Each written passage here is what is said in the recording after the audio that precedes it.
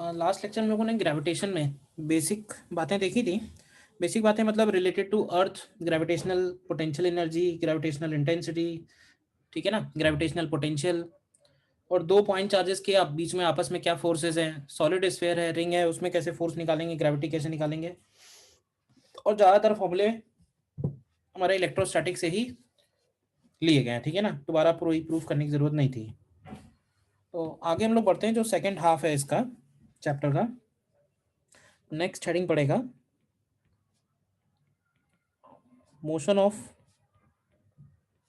Satellites in circular orbits. Motion of satellites in circular orbit, ठीक है। यानी कि सपोज कोई भी प्लैनेट एक ले लेते हैं, सपोज ये प्लैनेट हो गया और प्लैनेट का रेडियस है सपोज आर ई, अर्थ ले लेते हैं, मास हो गया इसका एम ई, और सैटेलाइट इस प्लैनेट के अराउंड सर्कुलर मोशन करेगा, ठीक है। तो सपोज सैटेलाइट की पोजीशन कुछ डिस्टेंस पे ले लेते हैं, एज्यूम कर लेते हैं। तो ये सपोज स्मॉल एम मास का ये सैटेलाइट हो गया, और इस सैटेलाइट का, अब फिर से मैं कहूँगा एक बात का ध्यान रखना कि क्वेश्चन में जो डिस्टेंस दी हुई है वो कहाँ से दी हुई है, वो सेंटर से दी हुई है या फिर एल्टीट्यूड दिया हुआ है एट ए हाइट एच, वो ध्यान रखना, क्योंकि एल्टीट्यूड दिया होगा तो वो सरफेस से होगा, और सेंटर से दिया होगा तो वो स्मॉल आर होगा। ये दोनों बातों का जरा ध्यान रखना खास। तो अब ये बताओ कि सैटेलाइट जैसे घूम रहा है v स्पीड से, तो इस सैटेलाइट को सर्कुलर मोशन करने के लिए नेसेसरी सेंट्रीपिटल फोर्स कहाँ से प्रोवाइड हो रहा है? सीधा सीधा सर्कुलर मोशन है, क्यों भाई? इसको घूमने के लिए नेसेसरी सेंट्रीपिटल फोर्स कहाँ से प्रोवाइड हो रहा है? ग्रेविटेशनल फोर्स मिल रहा होगा, तो ग्रेविटेशनल फोर्स लग रहा है टुवर्ड सेंटर। तो जरा इक्वेशन बताओ क्या बनेगी सीधे सीधे, और ध्यान रखना कि ये यूनिफॉर्म सर्कुलर मोशन करेगा, यूनिफॉर्म सर्कुलर मोशन, जिसमें उसका स्पीड जो है वो कांस्टेंट रहेगा। तो फोर्स की वैल्यू कितनी लिखेंगे? फोर्स लिखेंगे G m1 m2 upon small R के टर्म में लिखें तो R square is equal to m vo square upon R, जिसमें vo को हम लोग बोलते हैं ऑर्बिटल वेलोसिटी, ठीक है ना। ये बिल्कुल वैसे ही है जैसे इलेक्ट्रॉन न्यूक्लियस के चारों तरफ घूमता है, वैसे ही सैटेलाइट भी अर्थ के चारों तरफ घूम रहा है सर्कुलर ऑर्बिट में। तो यहाँ से अगर आप vo की वैल्यू निकालोगे तो ये एक फॉर्मूला याद रखना है, orbital velocity at a distance r is G M E upon small R, और अगर h के टर्म में लिखना है तो it becomes under root of G M E upon R E plus H, ठीक है ना। अच्छा, ये बात तो बताने की जरूरत नहीं है, समझ में आ ही रही है कि सैटेलाइट को रिवॉल्व करने के लिए कोई भी एनर्जी नहीं चाहिए। हमें अगर सैटेलाइट को किसी पर्टिकुलर ऑर्बिट में भेजना होता है तो हमें सिंपली क्या करना है, उसको उस पर्टिकुलर हाइट पे ले जाना है क्या, हर हाइट के हिसाब से ऑर्बिटल वेलोसिटी फिक्स है, तो हम उस पर्टिकुलर हाइट पे ले जाके उसको उस पर्टिकुलर डायरेक्शन में टेंजेंशियल वेलोसिटी अगर प्रोवाइड कर देंगे तो उसके बाद वो हमेशा घूमता रहेगा, ठीक है ना। वो हमेशा अर्थ सिस्टम बन गया, अर्थ के साथ बाउंड हो गया, तो अर्थ के अराउंड वो हमेशा घूमता रहेगा, उसके लिए उसको अलग से कोई एनर्जी देने की जरूरत नहीं है। बाकी जो सैटेलाइट के अंदर वर्किंग है उसके लिए एनर्जी चाहिए होती है, तो उसमें सोलर पैनल्स वगैरह यूज करते हैं, तो वो सन से उसको एनर्जी मिलती रहती है। उसको रिवॉल्व करने के लिए कोई एनर्जी नहीं चाहिए। जब उसको अपनी स्पीड चेंज करनी होगी तब हमें बस्टर्स, थर्स्ट बस्टर्स यूज करते हैं रॉकेट प्रोपल्शन टाइप से, तो वो अपनी ऑर्बिट चेंज कर सकता है, ठीक है ना। बट एक फिक्स्ड ऑर्बिट में घूमने के लिए अलग से में कोई भी एनर्जी उसको प्रोवाइड नहीं करनी है। तो एक तो तुम ये ऑर्बिटल वेलोसिटी का फॉर्मूला याद रखो, और दूसरा इसका टाइम पीरियड ऑफ रिवॉल्यूशन। तो टाइम पीरियड कैसे निकाल सकते हैं? तो भाई, तो टाइम पीरियड ऑफ रिवॉल्यूशन तो सीधे सीधे 2πr अपॉन वी नॉट हो जाएगा। तो इसको लिख सकते हैं, ध्यान से देखो, 2πr टू दी पावर 3/2, और नीचे हो जाएगा upon under root of gm, ठीक है ना। Time period of a satellite in circular orbits, ये दो चीजें याद रखो। बाकी तो फिर ये है कि इसी के हेल्प से निकाल सकते हैं, मतलब पूछ तो बहुत कुछ सकता है। एंगुलर स्पीड अगर पूछेगा तो एंगुलर स्पीड आपकी बन जाएगी v naught upon r. Radial acceleration अगर पूछेगा तो रेडियल एक्सीलरेशन को लिख सकते हैं वी स्क्वायर बाई आर, या इसको लिख सकते हैं आर ओमेगा स्क्वायर, ठीक है। ओमेगा को हम लोग 2 पाई बाई टी भी लिख सकते हैं। टेंजेंशियल एक्सीलरेशन अगर पूछेगा तो टेंजेंशियल एक्सीलरेशन 0 बनेगा, ठीक है। काइनेटिक एनर्जी, तो काइनेटिक एनर्जी इसकी हो जाएगी half m v o square. तो काइनेटिक एनर्जी निकाल लेते हैं, कितना बनेगी। काइनेटिक एनर्जी हो गई और पोटेंशियल एनर्जी होगी minus g m m E upon are.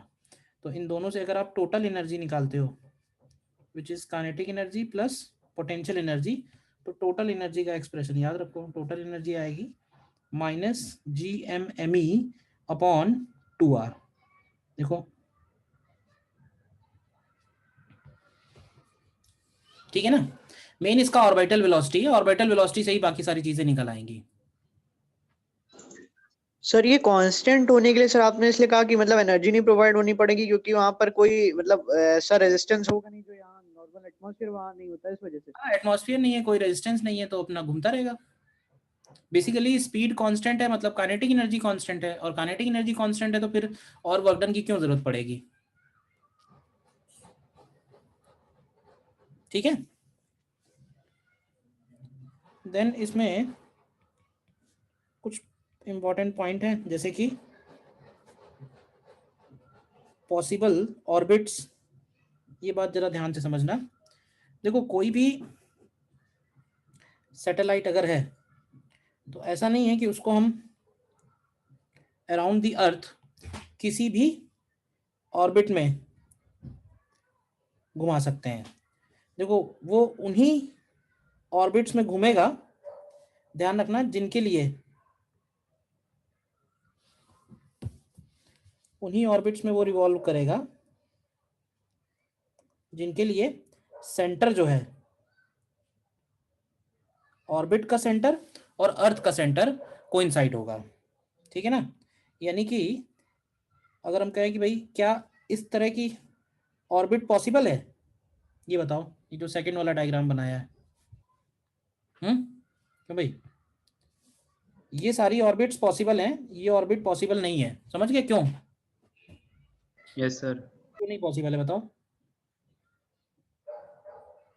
Sir gravity का डायरेक्शन की वजह से। हाँ, ग्रेविटी का जो फोर्स लगेगा वो तो टुवर्ड सेंटर लगेगा ना, ग्रेविटी का फोर्स लगेगा टुवर्ड सेंटर, और ऊपर वाली ऑर्बिट में घूमने के लिए उसको उसके सेंटर की तरफ फोर्स चाहिए, तो ये वाली ऑर्बिट पॉसिबल नहीं बनेगी, ऑर्बिट इधर वाली ही पॉसिबल बनेगी। इन सारी ऑर्बिट्स में क्या होगा कि जो ऑर्बिट में टुवर्ड्स ऑर्बिट फोर्स लगेगा टुवर्ड सेंटर, और वही टुवर्ड सेंटर जो है वो अर्थ का भी सेंटर बनेगा। क्लियर है, बोलिए। देन एक सैटेलाइट होता है जिसको हम लोग बोलते हैं जियो स्टेशनरी सैटेलाइट।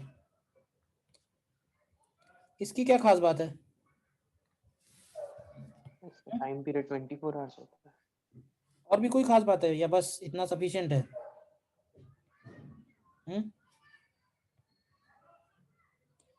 देखो जियो स्टेशनरी सैटेलाइट की खास बात सबसे पहले समझना कि जैसे ये अर्थ मैंने ड्रॉ की है, ठीक है, और अर्थ अपने एक्सिस के अबाउट ओमेगा से घूम रही है, तो जियो स्टेशनरी का मतलब ये हुआ कि अर्थ के रिस्पेक्ट में, यानी हमारे तुम्हारे रिस्पेक्ट में उस सैटेलाइट की पोजीशन हमेशा फिक्स होनी चाहिए, यानी हमें जिस एंगल पे वो नजर आ रहा है हमेशा उसी एंगल पे ही नजर आए, वो बिल्कुल भी चेंज नहीं होना चाहिए। तो जियो स्टेशनरी सैटेलाइट की सबसे पहले बात आती है कि ऐसा तभी हो सकता है जब वो जियो स्टेशनरी सैटेलाइट भी अर्थ के साथ साथ घूम रहा हो। क्यों भाई, अब अर्थ के साथ साथ घूम रहा हो में दो तीन बातें आएंगी। एक तो बात आएगी कि इसका टाइम पीरियड जो है वो 24 आवर्स होना चाहिए।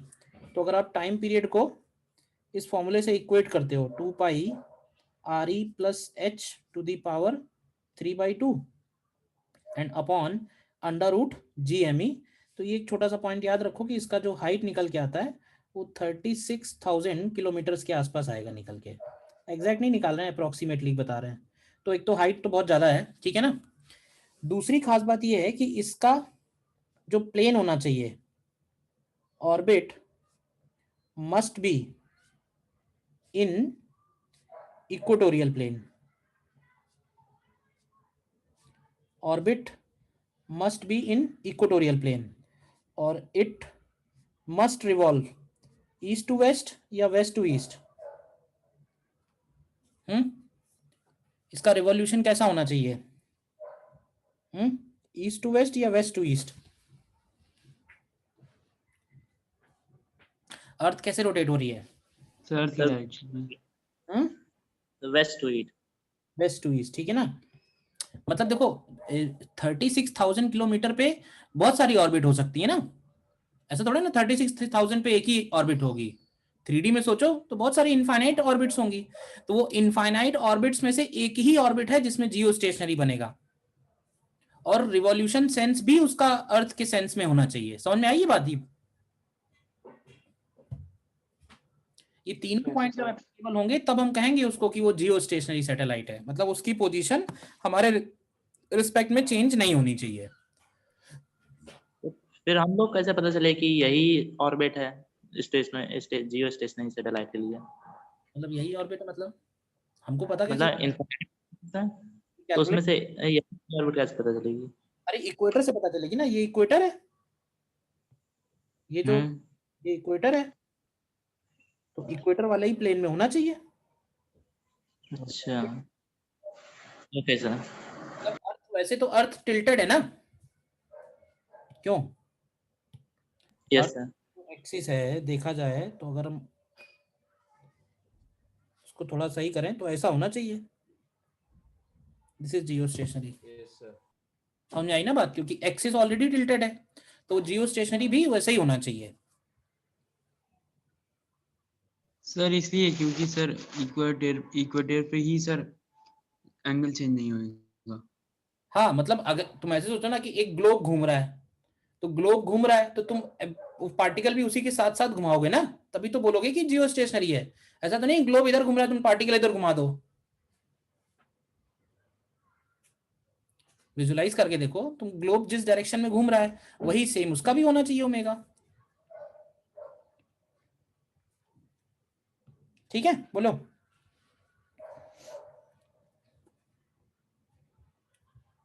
अच्छा एक बात देखना ध्यान से कि टाइम पीरियड 24 आवर्स में हाइट आ रही है 36,000, यानी कि अब अगर इससे कम हाइट के जितने भी सैटेलाइट्स होंगे उन सबका टाइम पीरियड 24 आवर से कम होगा, यानी वो अर्थ में तेजी से घूमेंगे।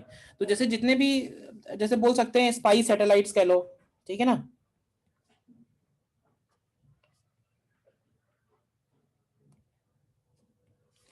जैसे स्पाई सैटेलाइट्स हो गए, तो स्पाई सैटेलाइट्स के लिए हम लोग बोलते हैं कि उनका जो हाइट है वो रेडियस ऑफ अर्थ से बहुत छोटा होता है, क्योंकि वो बेसिकली इमेजिंग का काम करते हैं, इमेज कैप्चर करेंगे वो।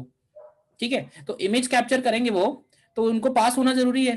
तो जब वो पास होते हैं ना, यानी एच की वैल्यू आर ई से अगर बहुत छोटी है, तो उस केस में उनका टाइम पीरियड अगर आप निकालोगे तो आएगा 2 pi R E to the power 3/2 upon under root of G M E, और ये वैल्यू अभी हम लोगों ने निकाली थी तो 84 मिनट्स थी ये, यानी वो पूरा का पूरा अर्थ का एक चक्कर 84 मिनट्स में ही लगा लेंगे।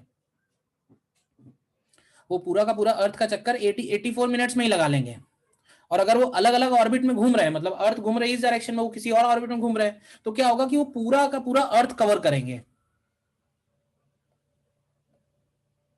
ठीक है ना?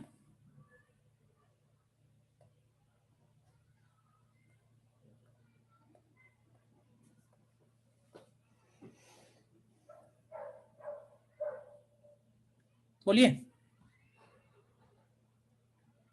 सर आखिरी वाली बात फिर से बता दीजिए। भाई, इसमें मैंने ये बोला कि अगर टाइम पीरियड 24 आवर्स है तो हाइट कितनी आ रही है? 36,000 आ रही है ना, यानी अगर हम हाइट को अब कम करेंगे तो टाइम पीरियड कम होगा ना। तो ऐसे सैटेलाइट इमेजिंग का काम कर रहे हैं, इमेजेस ले रहे हैं, कैप्चर कर रहे हैं, स्पाई सैटेलाइट्स बोल सकते हैं उनको, तो उनके लिए हाइट बहुत कम होगी। ठीक है ना, मतलब फ्यू किलोमीटर्स होगी, ऐसा समझ लो, 2, 4, 5, 10 किलोमीटर होगी। तो उस केस में ये जो टाइम पीरियड निकल के आ रहा है ये अप्रोक्सीमेटली 84 मिनट्स के आसपास आ रहा है।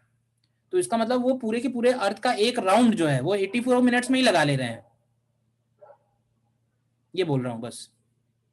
दूसरा मैंने ये बोला कि मान लो अर्थ घूम रही है इस डायरेक्शन में, जैसे मान लो अर्थ घूम रही है इस तरफ और वो सैटेलाइट घूम रहा है इस तरफ, तो क्या होगा ना कि वो पूरा का पूरा वो पूरा अर्थ कवर कर लेगा। ऐसा नहीं कि वो उसमें कुछ पार्ट छूट जाएगा, क्योंकि अलग अलग टाइम पे अलग अलग अर्थ की पोजीशन अलग अलग पॉइंट पे पहुंचेगी, तो वो सारा का सारा अर्थ कवर कर लेगा।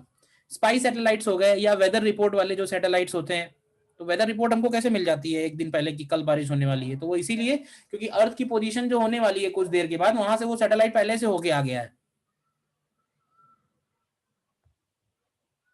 बात समझ में आई?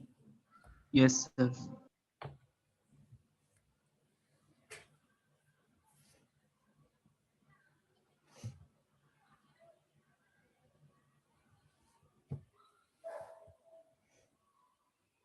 ठीक है,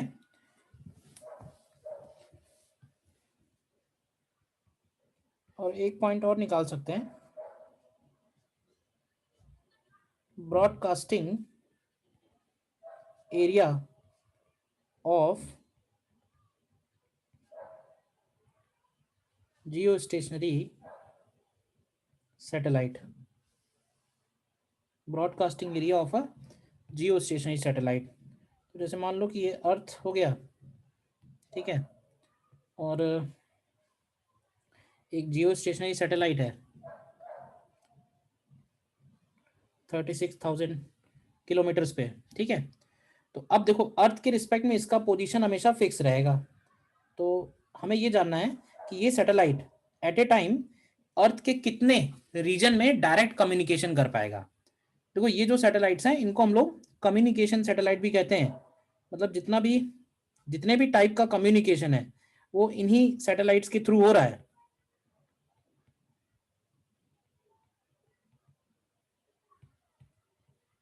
वो जो घरों में टीवी चैनल्स आ रहे हैं, डीटीएच है, वो जो छतरी लगी हुई है, तो उसका भी तुम डायरेक्शन देखो तो सबका डायरेक्शन एक ही साइड में, एक ही तरफ है, हमेशा फिक्स है, क्योंकि वो डायरेक्टली उसी सैटेलाइट से कम्युनिकेट कर रहे हैं।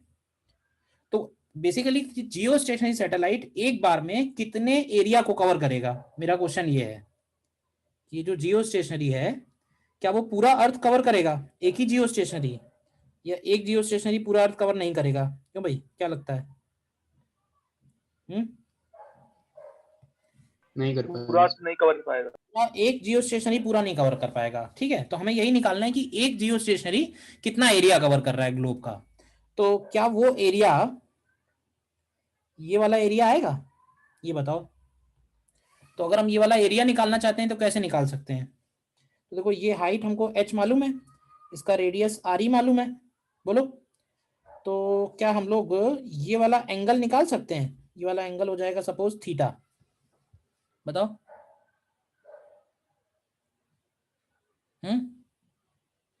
निकाल सकते हैं थीटा, ये कितना आएगा?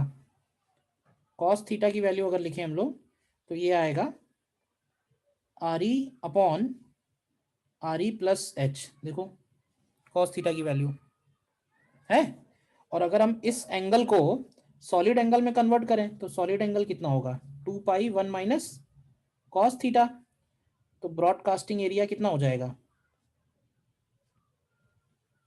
एक कोण बन रहा है, देखो ध्यान से।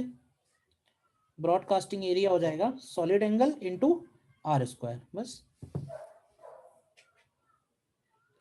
ये जो कैप बन रहा है छोटा सा, इस कैप का एरिया निकाल रहे हैं हम लोग। तो इस कैप का एरिया निकालने के लिए हमें सॉलिड एंगल चाहिए कि ये कैप सेंटर पे कितना सॉलिड एंगल सबटेंड कर रहा है। सॉलिड एंगल के लिए हमें लीनियर वाला एंगल चाहिए, तो ये प्लेन एंगल थीटा निकाल लिया है, सॉलिड एंगल निकाल लिया, सॉलिड एंगल में R स्क्वायर मल्टीप्लाई करेंगे तो एरिया आ जाएगा, ठीक है ना।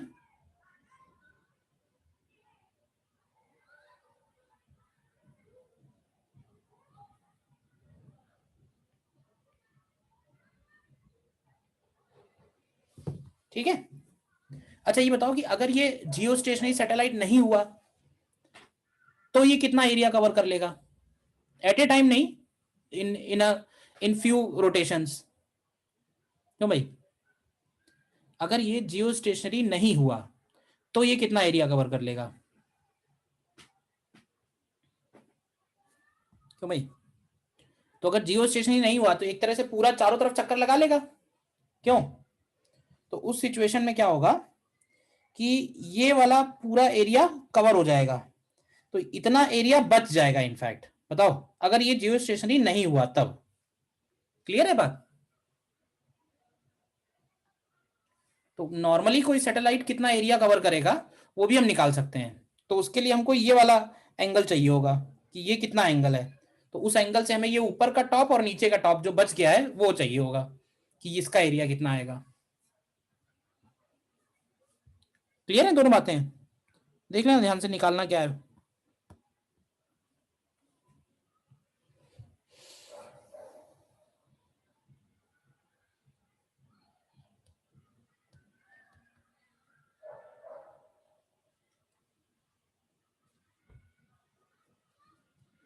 बोलिए, ठीक है।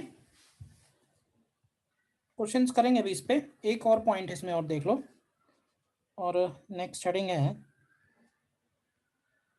Kepler's laws of planetary motion. Kepler's laws of planetary motion. तो इसमें सबसे पहला लॉ है law of orbit. Law of orbit simply says कि जितने भी प्लैनेट्स हैं वो अराउंड द सन, जितने भी प्लैनेट्स हैं वो around the sun elliptical orbit में घूम रहे हैं।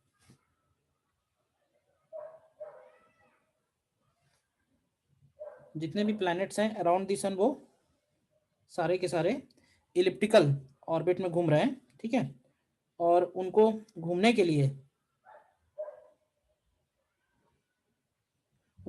लिए जो नेसेसरी सेंट्रीपिटल फोर्स चाहिए वो उनको सन के ही ग्रेविटेशनल अट्रैक्शन से मिल रहा है।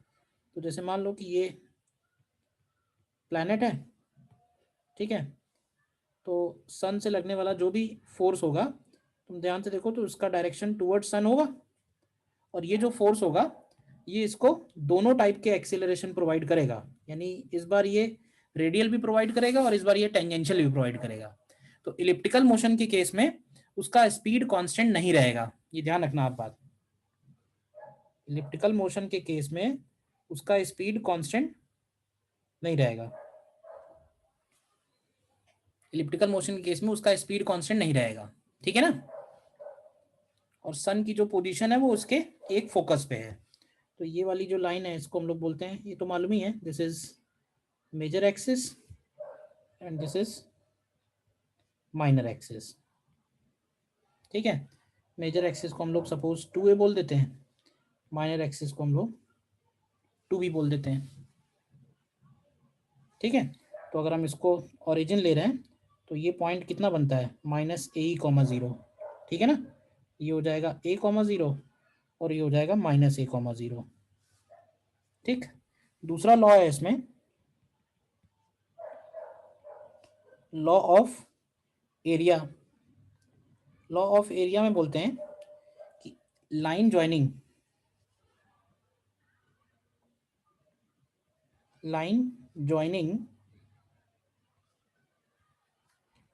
sun and planet sweeps out equal area in equal time।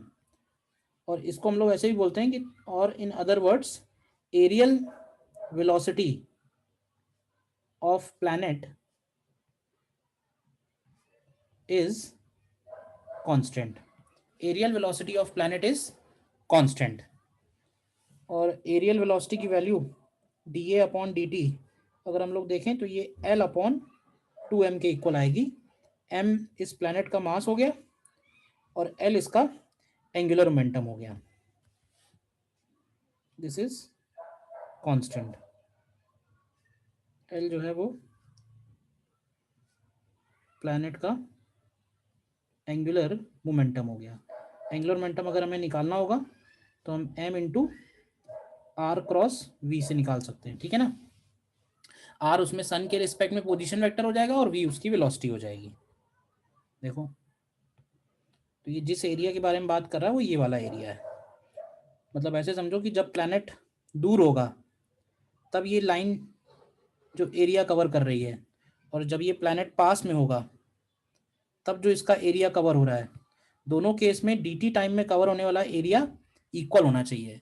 तो क्या ऐसे बोल सकते हैं कि जब प्लैनेट दूर होगा तो उसकी स्पीड धीमे होगी और जब पास आएगा तो उसकी स्पीड ज्यादा होगी?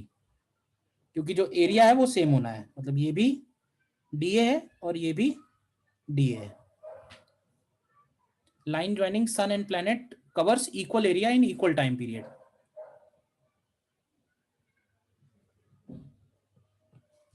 ठीक है।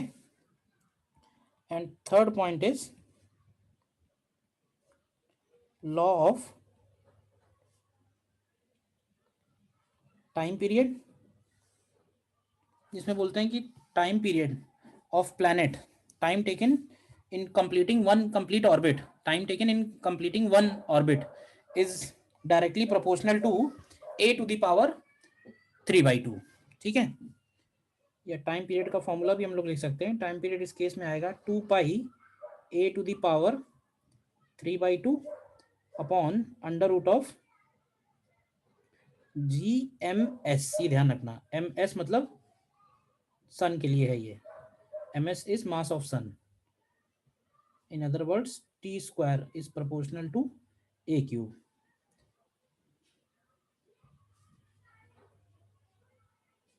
MS is mass of sun. देखो एक बार ध्यान से, कोई डाउट है बताइए।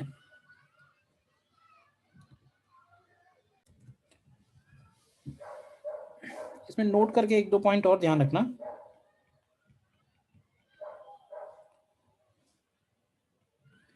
एक तो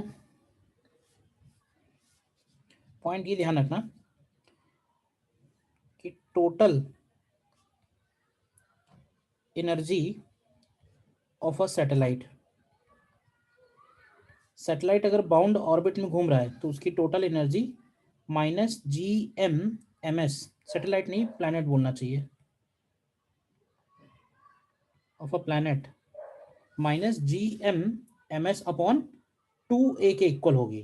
तो देखो हम लोगों ने जब सैटेलाइट का एनर्जी लिखा था तो वहां पे 2r आया था, यहाँ पे ध्यान रखो r की जगह a है, मतलब एनर्जी में भी वही काम याद रखना है और टाइम पीरियड में भी। वहां भी टाइम पीरियड में स्मॉल r आ रहा था, यहाँ स्मॉल r की जगह a है, सेमी मेजर एक्सेस। इतनी सी चीज तुम्हें ध्यान रखनी है केवल। ठीक है।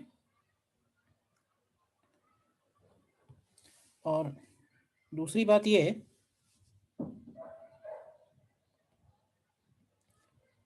Projection of satellite in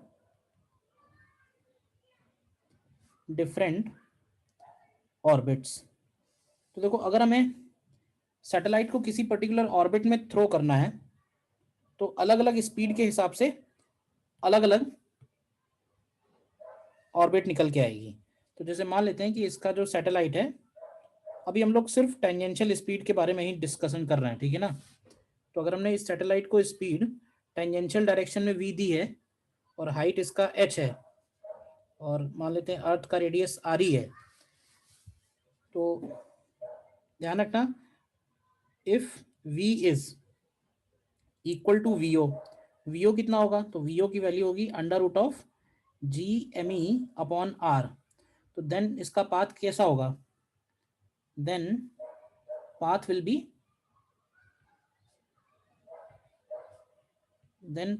B circular. ठीक है। सेकेंड पॉइंट, अगर V का वैल्यू VO से ज्यादा है लेकिन VE से कम है, VE यानी कि एस्केप वेलोसिटी।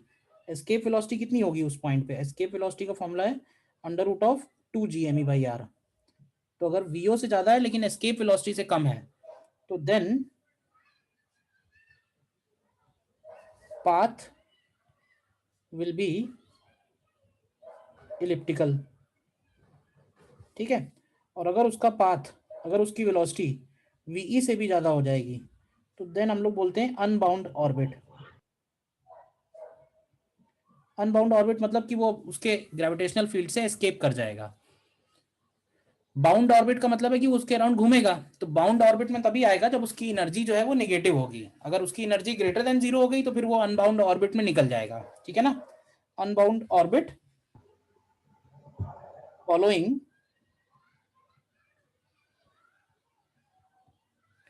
हाइपरबोलिक पाथ, ठीक है ना।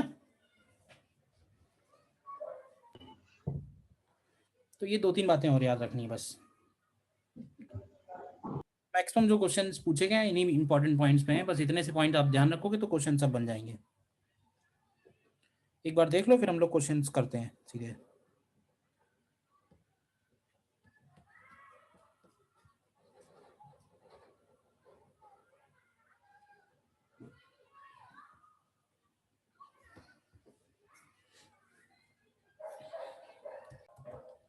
देखो इसमें करो क्वेश्चंस, दे रहा हूं।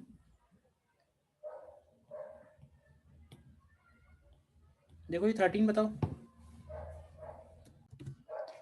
देखो सिंपली जैसा कहता जा रहा है, कह रहा है imagine a light planet revolving around a very massive star in circular orbit of radius r with a period of revolution t if the gravitational force of attraction between the planet and the star is proportional to, कह रहा है gravitational attraction जो है वो r to the power -5/2 के proportional है।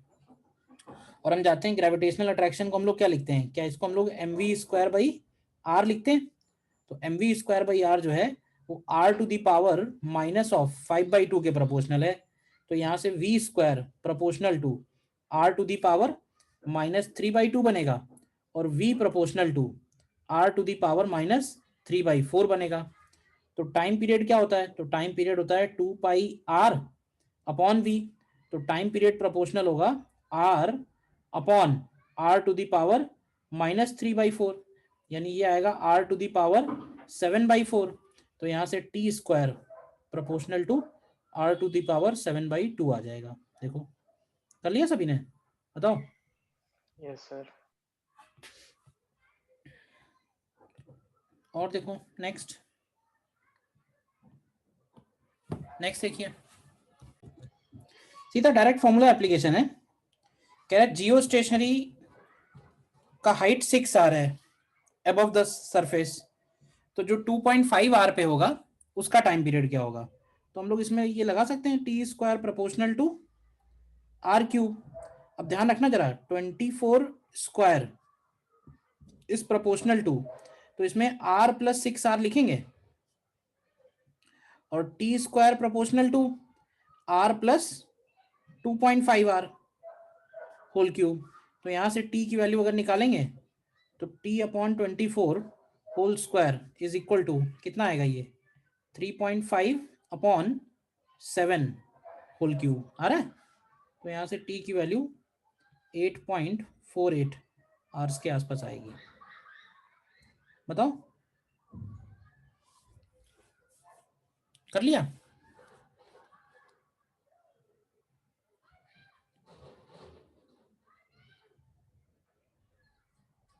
बोलिए।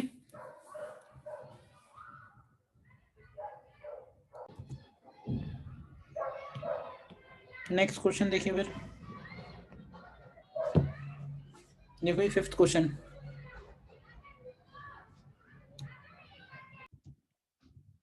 देखो इस केस में क्या कह रहा है, satellite of mass m is in circular orbit of radius r about the centre of earth. ठीक है, तो लेट्स से ये कैपिटल M हो गया और इस कैपिटल M का जो वेलोसिटी है वो vo दिया हुआ है। vo की वैल्यू है √g m/r, r रेडियस में है। A meteorite of same mass falling towards earth collides with the satellite completely inelastically. The speeds of satellite and meteorite are same just before the collision. तो ये satellite हो गया एक तरह से, और ये सपोज इस डायरेक्शन में मीटेरोइड आ रहा है और कह रहा है कि मीटेरोइड का भी वेलोसिटी सेम ही है। क्यों, तो ये अगर दोनों की वेलोसिटी बिफोर है तो आफ्टर कोलिजन इनका वेलोसिटी क्या आएगा बताओ। आफ्टर कोलिजन ये क्या हो जाएगा, 2m बन जाएगा। और 2m का वेलोसिटी क्या बनेगा बताइए। तो इसमें मोमेंटम कंजर्वेशन लगा दो, क्या लिखेंगे, 2mv' is equal to √mv0 whole square plus mv0 whole square. बताओ तो यहाँ से v' कितना आता है,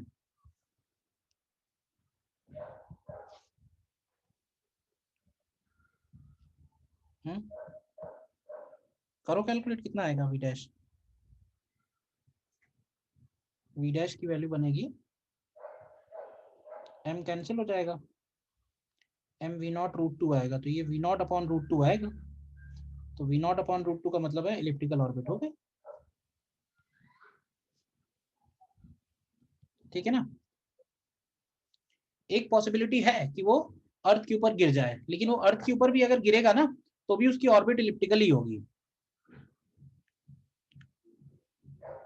ठीक है ना। सर्कुलर वाले मोशन वाले वेलोसिटी से कम या ज्यादा दोनों सिचुएशन में इलिप्टिकल मोशन होगा उसका। अब अगर उसकी जो ऑर्बिट बननी चाहिए इस पर्टिकुलर वेलोसिटी पे, वो ऑर्बिट अगर अर्थ से इंटरसेक्ट कर रही होगी तो वो अर्थ के ऊपर फॉल हो जाएगा।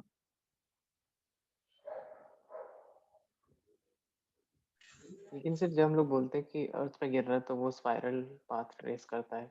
ये तो किसने बोला है, थोड़ा ना। ये जो अगर मान लो इस केस में अगर उसको अर्थ पे गिरना होगा तो उसका पाथ इस तरह का बन जाएगा।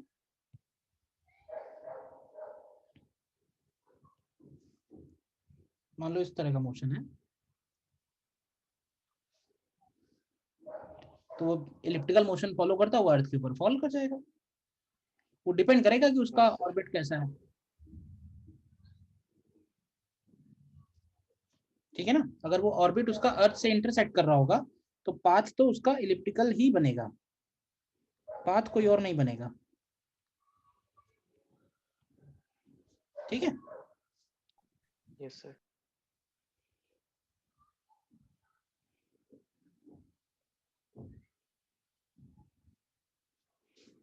और देखो इसमें आए हुए क्वेश्चन में करते हैं, एक ही करो क्वेश्चन नंबर 48।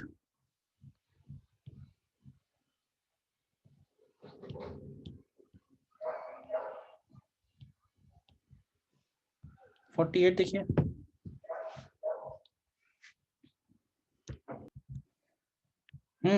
देखो इसमें a satellite is in an elliptical orbit around the planet P. It is observed that the velocity of satellite when it is farthest from planet is 6 times less than when it is closest to the planet. Find the ratio of distances between the satellite and the planet closest and farthest point. तो देखो दोनों point पे closest and farthest, जैसे मान लो ये है situation,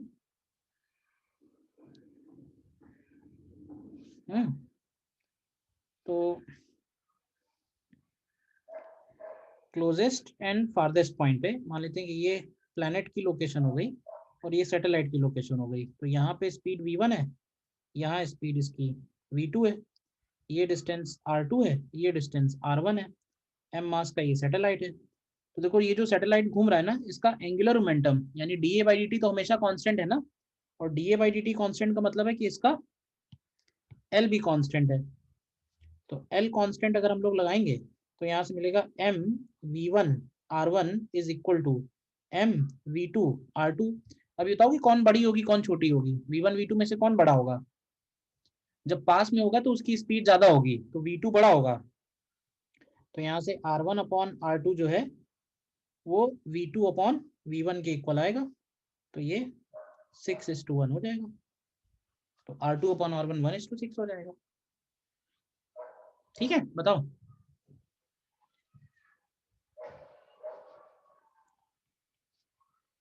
बताओ ये कैसे निकाला, क्लियर है।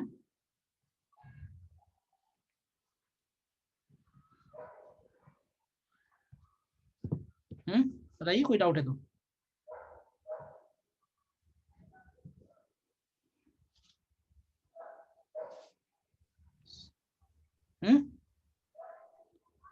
सर लास्ट क्वेश्चन में सर एंगुलर मोमेंटम बन सकती है था क्या? लास्ट में कहा एंगुलर मोमेंटम, लीनियर मोमेंटम किया था,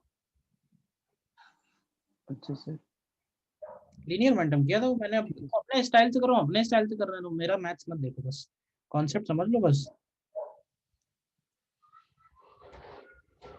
कुछ क्वेश्चन बहुत अच्छे पूछे गए, कुछ क्वेश्चन सीधे सीधे हैं, जैसे ये एक बहुत अच्छा क्वेश्चन था। देखो नेक्स्ट,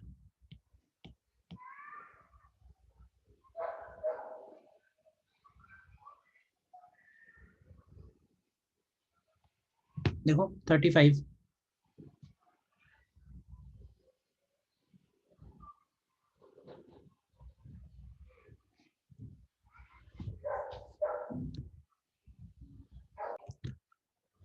देखो इसको, कह रहा है a satellite of mass m is launched vertically upward with initial velocity u from the surface of earth, and when it reaches capital R it ejects a rocket of mass m by 10 so that subsequently satellite moves in circular orbit. The kinetic energy of rocket बताना है। तो देखना जरा ध्यान से, अच्छा problem है।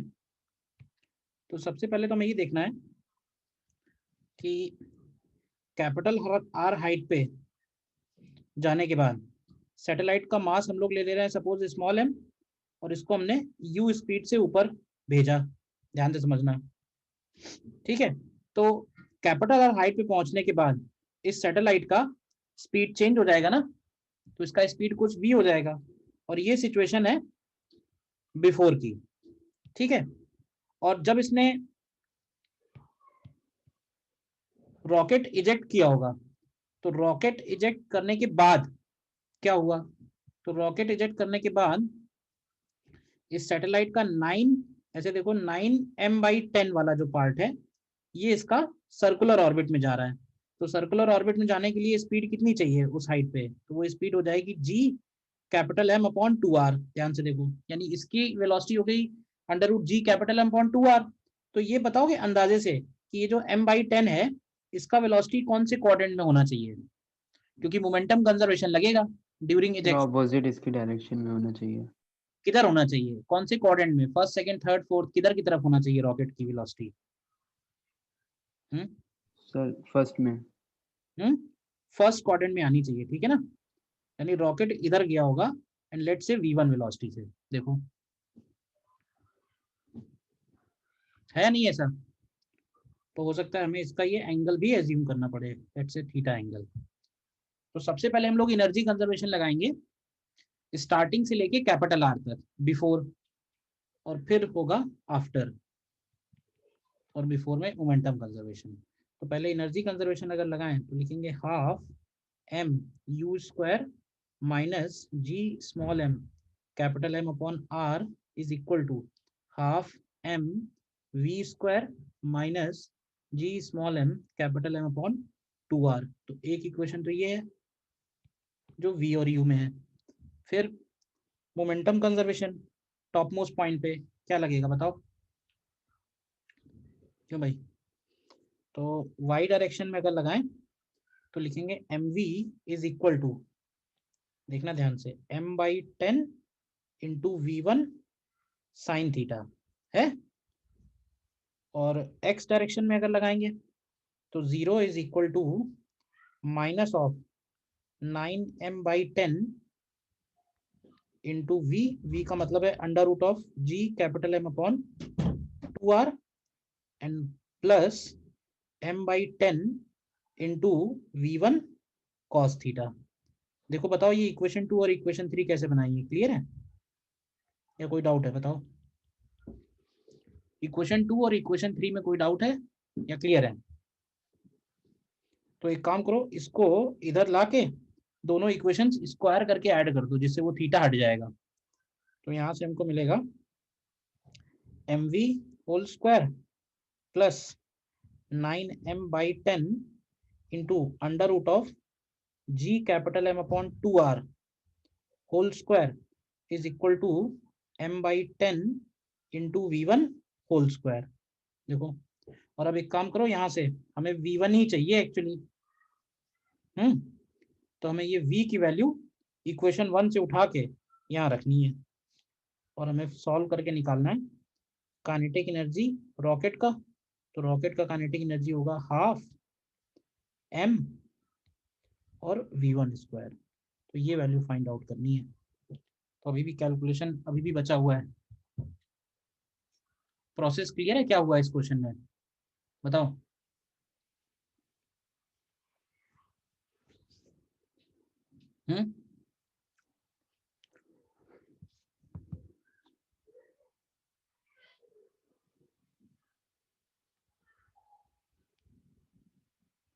Momentum conservation rocket firing से पहले, फायरिंग के बाद, और एनर्जी कंजर्वेशन अर्थ सरफेस पे और आर हाइट पे।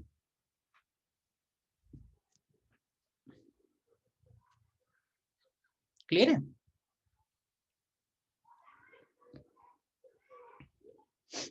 ग्रेविटेशन में सर, बताने, अच्छा हाँ बताओ।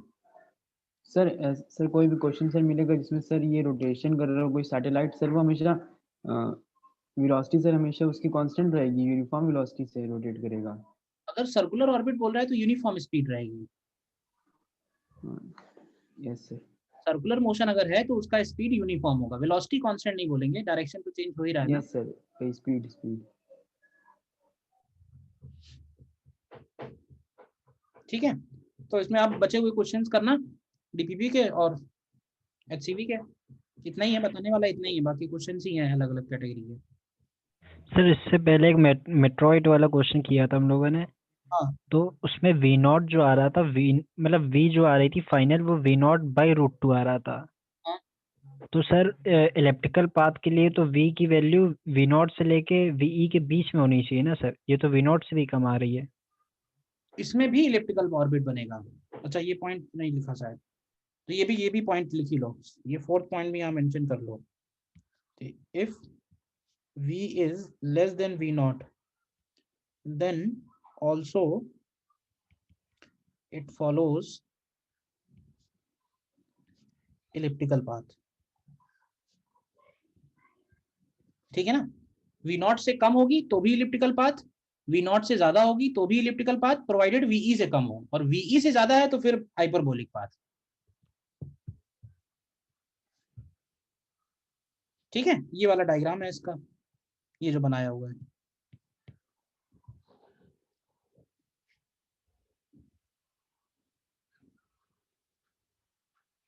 ठीक है,